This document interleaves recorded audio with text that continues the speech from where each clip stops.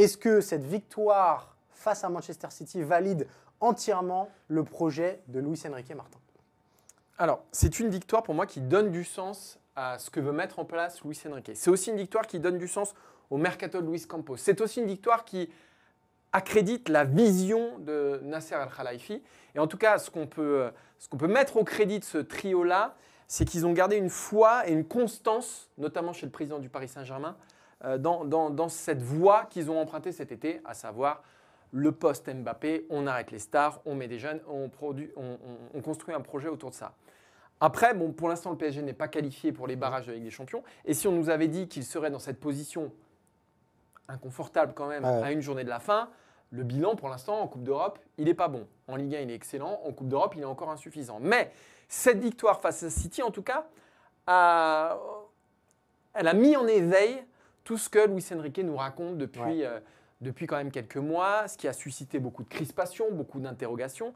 Et là, sous nos yeux, est née enfin la version finale, j'allais dire, du PSG de Luis Enrique. Donc oui, ça donne du sens. Est-ce que ça la valide complètement? Non, parce que moi j'attends de voir où va le Paris Saint-Germain. On ne pourra même pas se contenter d'un huitième de finale. Même s'il y a une victoire face à City, brillante, incroyable, avec un scénario fou et une vraie soirée européenne, si ça s'arrête en barrage ou en huitième, c'est trop tôt pour un club comme le Paris Saint-Germain. Donc c'est encore trop tôt. Mais, et on y reviendra sans doute par la suite, dans le jeu en tout cas, on a vu ce que Luis Enrique nous dit depuis des mois. Et ça, c'est vrai que c'est fondamental. Oui, je suis assez d'accord avec toi. Ça n'enlève pas tout le reste, finalement, de Luis Enrique. Ça n'enlève pas le fait que c'est un dogmatique, un têtu, le fait qu'il soit parfois hypocrite face à la presse et parfois franchement borderline vis-à-vis de son management. Et je pense notamment à la phrase au micro de Canal+, où il part de Haaland pour grosso modo tacler Gonzalo Ramos à la veille du match. Peut-être que c'était pour piquer son joueur et ça lui a réussi puisque Gonzalo Ramos a marqué le dernier but, mais sur la durée, c'est compliqué d'installer des choses comme ça.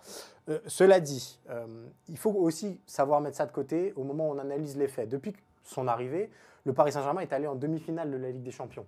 La saison passée, c'est une bonne saison de Ligue des Champions malgré une phase de groupe chaotique et malgré le fait qu'on se dit ils auraient dû être en finale parce que c'était Dortmund en face.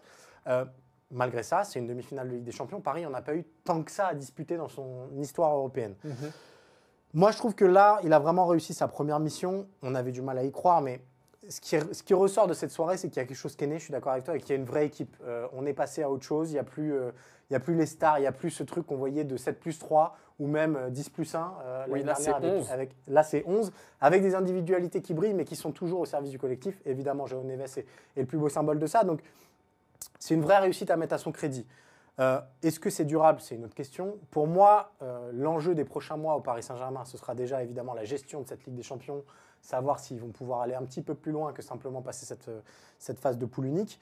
Et aussi, peut-être que le duo Campos-Luis Enrique réussisse à mieux travailler ensemble. Peut-être que l'arrivée de Kvara est un premier pas pour ça, mais qu'on ait autant parlé de Kolo Muani, c'est aussi que ça indique qu'il y avait quelque chose qui n'allait pas. Kolo Muani, de base, n'entrait pas dans l'ADN footballistique de Luis Enrique. Le faire venir, parce que c'était Luis Campos qui l'avait décidé, et que Luis Enrique ne semblait pas foncièrement absolument fan du joueur, ça dit quand même quelque chose de la prochaine étape, à mes yeux, du Paris Saint-Germain et du projet Paris Saint-Germain, où il faut absolument que ces deux pôles-là poussent ensemble, quoi. Là, ce qui est sûr, c'est qu'en tout cas, tout le monde s'est enorgueilli. Voilà, il y a Nasser Al-Khelaifi qui a dit c'est le meilleur entraîneur du monde en parlant de Luis Enrique. Le plus têtu, ça c'est sûr. Le plus têtu, ça c'est certain.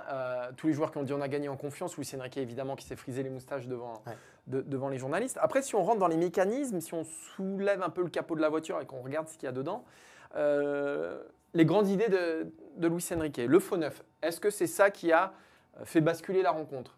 On peut prendre la première mi-temps de Lee Kang-in qui a été catastrophique. Donc on ne peut pas dire que ce soit un choix judicieux. Après, Dembélé l'a remplacé, ça a vachement bien marché. Oui, c'est plus lié à l'identité du joueur qu'à son rôle, finalement. Et pour moi, la meilleure équipe du Paris Saint-Germain, c'est celle qui a terminé cette rencontre avec la passe de Fabian Ruiz, Warren Zaïre-Emery et surtout Gonzalo Ramos en pointe. On a beaucoup parlé de la possession, etc., de Luis Enrique.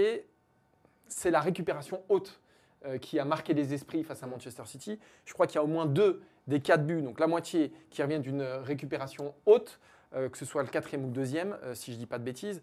Et donc moi, c'est cette intensité dans le pressing très haut, qui est aussi une des pattes de Enrique, qui je trouve là mal plus marquée sur ce match-là. le fait de jouer en équipe, tu en as parlé, mais aussi cette intensité que met le Paris Saint-Germain. Et c'est ce qui lui manquait ces dernières années. On savait qu'ils s'en sortaient par le talent d'un Mbappé, d'un Neymar, ils s'en sortaient par des éclairs, mais que parfois, quand face à toi, tu avais une grosse équipe, et ben, l'intensité au pressing, l'intensité au milieu de terrain notamment, ça leur faisait défaut. Et là, on voit que Luis Enrique, il a imprimé cette marque-là. Et c'est pour moi le marqueur aujourd'hui le plus important et le plus indiscutable.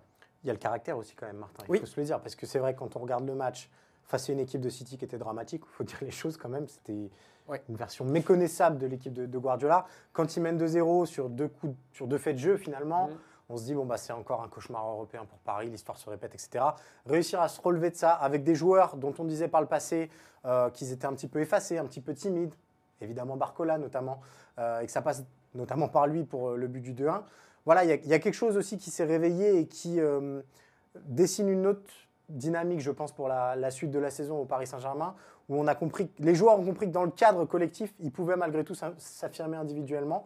Moi, je suis très curieux de voir l'incorporation de Gvara dans ce système-là.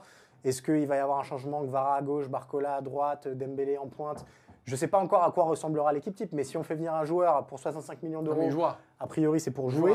Donc voilà, ça n'efface pas tout, mais ça prouve quand même que le projet va dans le bon sens et que cette victoire où il y a un petit peu de réussite, pour une fois, efface aussi en partie des matchs où il en avait manqué cruellement. Et il y en a eu tellement en Ligue des Champions cette année qu'on aurait du mal à tous les lister.